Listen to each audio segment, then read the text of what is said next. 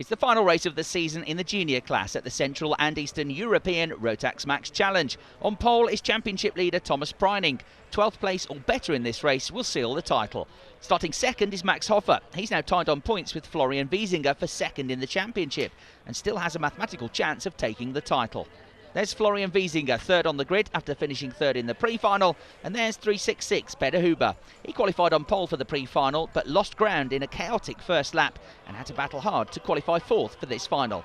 Konstantin Scholl has had his best race of the championship so far to finish fifth in the pre-final, so he'll line up on the inside of row 3 with round 2 winner Vince Herksik starting alongside in the 301 kart. The Hungarian starts 6th.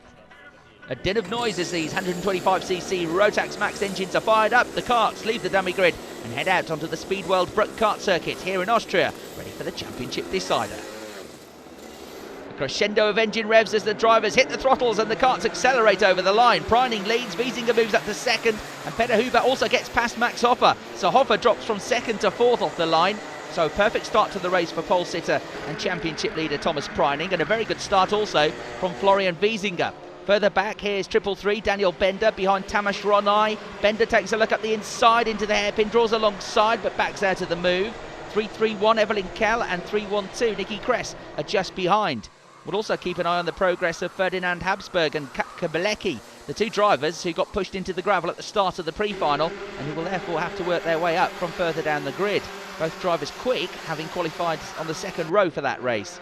They accelerate out of the final corner onto the start of lap 2. Pole sitter Thomas Preining just fractionally ahead of Florian Wiesinger. Then it's Konstantin Scholl and 316 Philipp Panache glued together in the battle for third place. 303 Max Hoffer down to fifth, having qualified on the front row. Then it's 323 Ferdinand Habsburg up to sixth place now. After the first corner crash in the pre-final, Habsburg came from the back to finish ninth, and he's now continuing to march up the order into the hairpin, and there's a move from 319 Mick Wieshofer going underneath 366 Peter Huber to move into 7th place. Wieshofer needs a good result here. For much of the pre-final he ran in the top 3 but then got pushed down to 8th place in the end, and that caused him to drop down to 5th place in the overall standings. Big battle for 4th place, and there's 323 Ferdinand Habsburg slicing past 316 Philipp Panache to take the place. Max Hoffer now squeezes up the inside to demote Panache further still. Just outside the top 6 we've got Wieshofer 7th, Huber 8th and Herksik in 9th place. More overtaking, this time it's Huber alongside Wieshofer, but Wieshofer holds position around the outside, and then Huber bogs down in the 366 kart and ends up losing a place to Herksik and another place to Tamas Ronai. And for the first time, race leader Thomas Preining is now just beginning to stretch away from Florian Wiesinger. They're both dropping the 306 kart of Konstantin Scholl in third, and it's Habsburg 4th, Hoffer 5th, Panache 6th, Wieshofer 7th and Herksik is 8th. Then this battle for 9th between 307 Tamas Ronai and 366 Peter Huber. We're on the 5th lap of the race, and there's a move from Peter Huber to get back ahead of Ronai. Almost simultaneously, Bilecki overtook Bender for 11th place at the very same corner. So Bilecki in the 346 kart, he's almost into the top 10 now, having started right at the very back thanks to his misfortunes in the pre-final. There he is with the blue nose cone, maroon and white helmet, trying to find a way past Tamas Ronai. We're at 1/3 distance. The gap continues to grow from first to second, but we've now got a fight on our hands for third place with Ferdinand Habsburg going wheel to wheel with Konstantin Scholl, and he gets the position. Scholl has lost grip on the dusty outside line, and that just kills his exit speed. So Max Hoffer nips by as well, which means that Scholl suddenly finds himself back in 5th place. There's a pretty tasty battle for 6th now as well, with 316 Philipp Panache having been caught by 319 Mick Wieshofer. The gap between the two gets smaller and smaller, and now it's reduced to nothing as Wieshofer fires his kart down the inside at the hairpin. He's carried a bit too much speed into the corner though. He's gone wide on the exit and almost gives the position back, but he's made it. He's through, and Wieshofer, he's back up into the top 6. As they held each other up through the hairpin, 301 Vince Herksik in the red race suit was able to close the gap. He now attacks Panache for 7th place. Straightforward move, job done. And he'll now try and chase down his Kalman Motorsport teammate, Mick Wieshofer. Onto the tail of this 4-kart group in 9th place, we now have 366 Peter Huber, who is only really this far down the order because he lost a load of places on lap 2 with a failed overtaking attempt. And in terms of the championship, Huber is most concerned with trying to catch the man at the head of this group, Mick Wieshofer. There are just 3 points between them in the fight to finish 4th in the table. There's 3-4-6, Kapka Bilecki, and now he's climbed into the top 10 from 19th on the grid. Bilecki was unlucky to get pushed into the gravel trap at the start of the pre-final. As now Max Hofer challenges Ferdinand Habsburg, gets by and moves into third. Hofer's next challenge is to try and catch Florian Wiesinger in second place. Remember, Hofer and Wiesinger come into this final race of the season dead level on points, and so whichever of them finishes ahead will take the runner-up spot in the championship.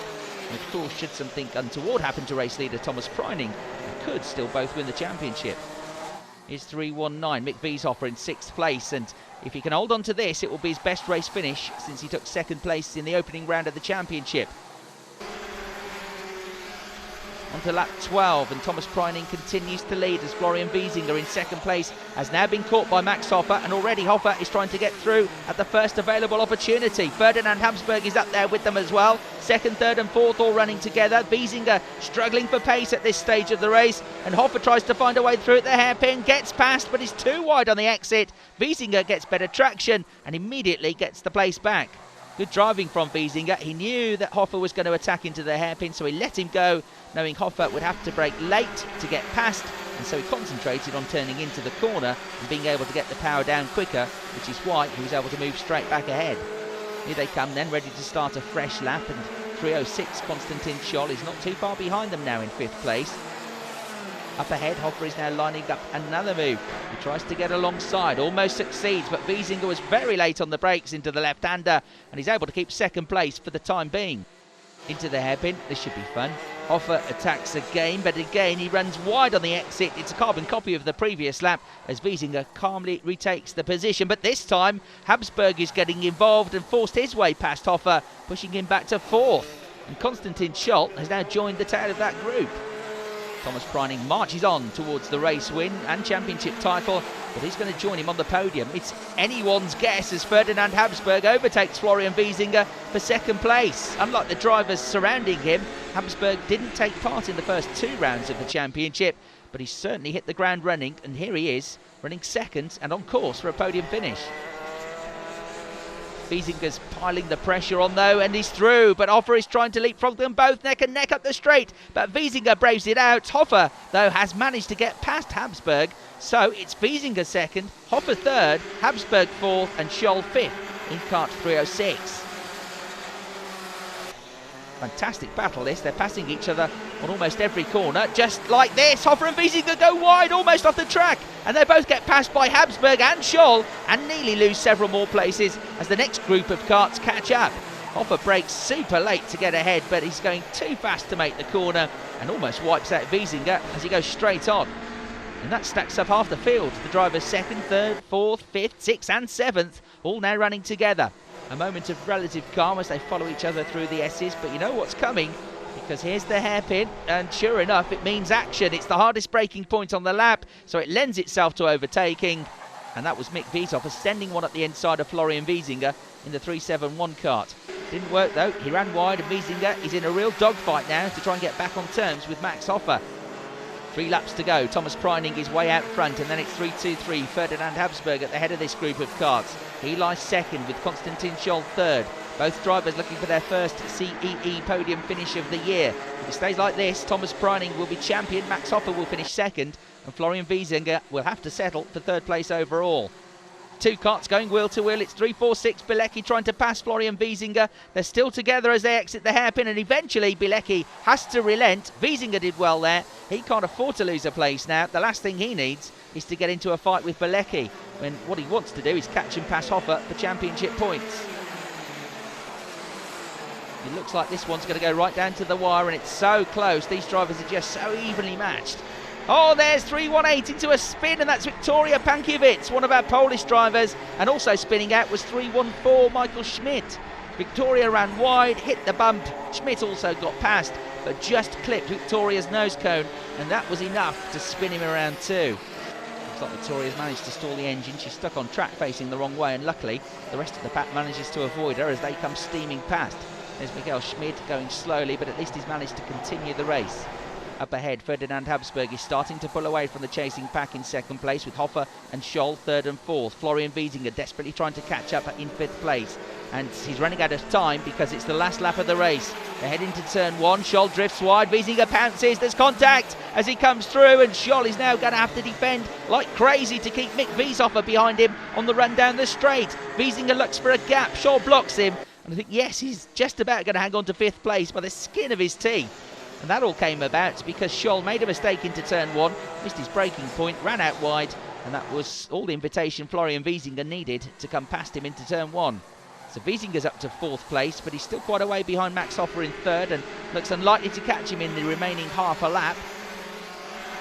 Up ahead though, Thomas Preining has taken the flag, and a delighted Ferdinand Habsburg punches the air as he finishes 2nd, with Max Hofer 3rd, Florian Wiesinger 4th, Konstantin Scholl holding on to take 5th, and Mick Wieshofer 6th.